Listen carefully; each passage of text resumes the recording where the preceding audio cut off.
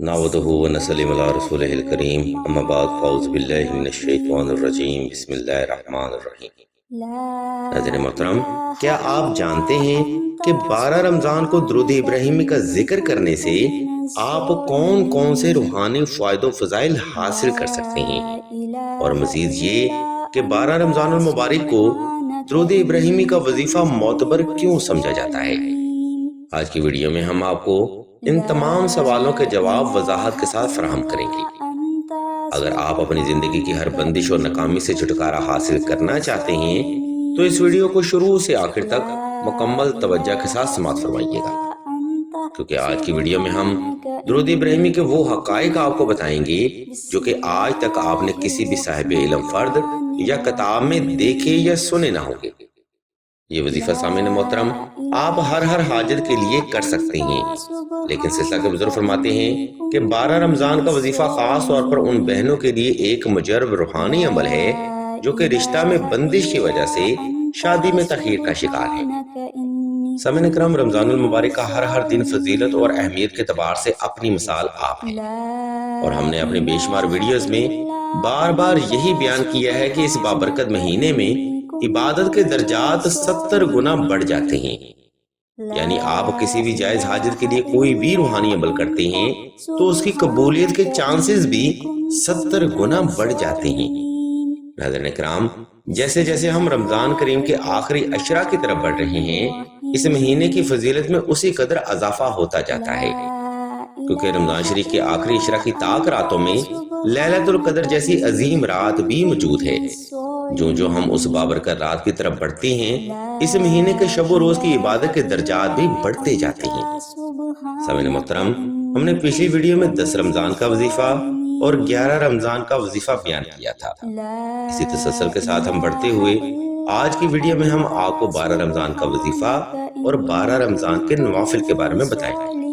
انشاءاللہ اس ایک دن کی عبادت کے صدقہ آپ اپنی زندگی کے ہر بند دروازے کو صدقہ محمد وآل محمد جلد کھول سکتے ہیں۔ اس لیے خوب اہتمام کے ساتھ ہم آپ سبھی سے توجہ کی بھرپور گزارش کرتے ہیں۔ سامعین محترم، جیسا کہ آپ نے تھمبنیل میں بھی دیکھ لیا ہوگا کہ اس ویڈیو میں ہم آپ کو 12 رمضان کا وظیفہ درود ابراہیمی کے بارے میں بتائیں گے، لیکن ہم ویڈیو میں آگے بڑھنے سے پہلے آپ سبھی کو بتاتے چلیں کہ سلسلہ خیر البشریہ نے 12 رمضان کی فضیلت کو مد نظر رکھتے ہوئے 12 رمضان کی اجتماعی دعا کا روحانی پروگرام بھی شروع کیا ہے، جس میں سلسلہ کے تمام متقی افراد تمام اہل ایمان کے لیے خصوصی دعا کریں گے۔ اگر آپ بھی سلسلہ کے بزرگوں سے 12 رمضان کی دعا کروانا چاہتے ہیں تو بغیر دیر کیے کمنٹ سیکشن میں اپنا نام اور اپنا مسئلہ بیان کر دیں۔ سلسلہ کے بزرگ انشاءاللہ آپ کے لیے دعائیں خاص بھی کریں گے، اور ہر روز کی دعا میں آپ کا نام خصوصی طور پر لیا جائے گا۔ یاد رکھیں، کسی بھی فرد کا آپ کے لیے دعا کرنا یا حاجت کے لیے آمین بولنا حاجت کی تکمیل اور مشکلات سے نجات کا ذریعہ بن سکتا ہے، لہٰذا اس بابرکت وقت میں اپنے لیے ضرور دعا کروائیں۔ خیر سامعین محترم، ہم اپنے حقیقی موضوع کی طرف بڑھتے ہیں اور آپ کو 12 رمضان کا وظیفہ اور 12 رمضان کے نوافل کے بارے میں بتاتے ہیں۔ ویڈیو کا یہ پیغام ذرا لمبا ہے، اس لیے ہم تمام تر سننے والے افراد سے تحمل کے ساتھ توجہ کی بھرپور گزارش کرتے ہیں۔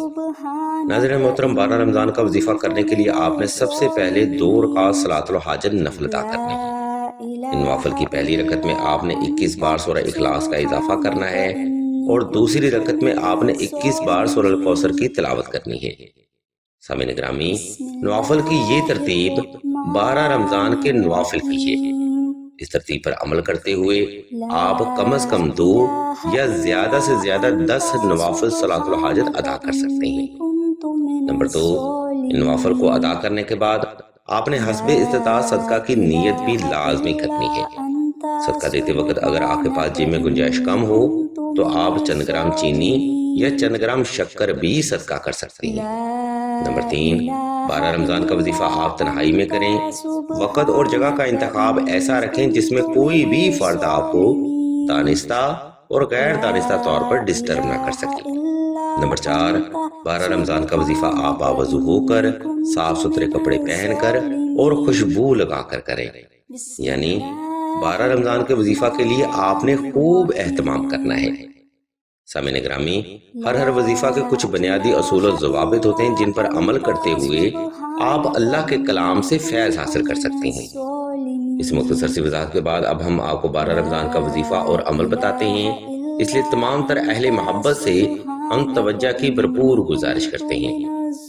سامعین محترم، اوپر بیان کردہ ترتیب پر عمل کرتے ہوئے آپ نے کسی بھی وقت کسی بھی مقام پر تنہائی کا خاص انتظام کر لینا ہے۔ وقت اور جگہ کا انتخاب ایسا رکھیں جس میں کوئی بھی فرد آپ کو دانستہ اور غیر دانستہ طور پر ڈسٹرب نہ کر سکے۔ اس کے بعد آپ نے نوافل صلاۃ الحاجہ حسب محبت ادا کرنے کے بعد جائے نماز پر آلتی پالتی کی حالت میں بیٹھ جانا ہے اور اسم اللہ کو تصور کرتے ہوئے آنکھیں بند کر لینی ہیں۔ اس مقام پر سامعین محترم، آپ نے وقفہ لازمی کرنا ہے تاکہ آپ کا وجود اور دل کی دھڑکن نارمل ہو سکے۔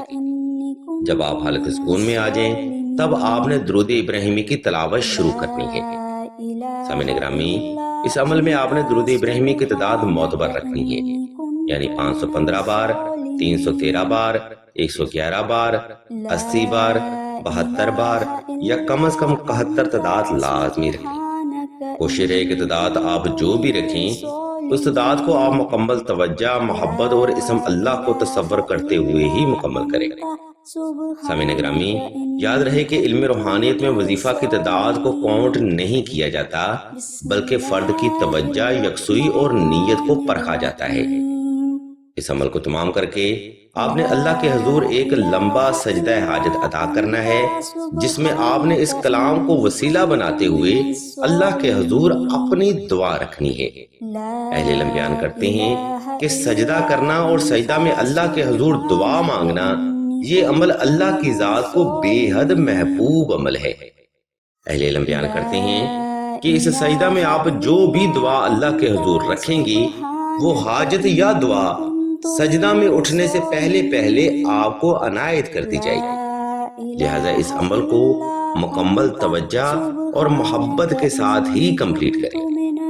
سامعین گرامی، اکثر لوگ درود ابراہیمی کے وظیفہ کو معمولی سمجھ کر اگنور کر دیتے ہیں، مگر اہل علم ہی تو اس کی حقیقت سے شناسائی رکھتے ہیں۔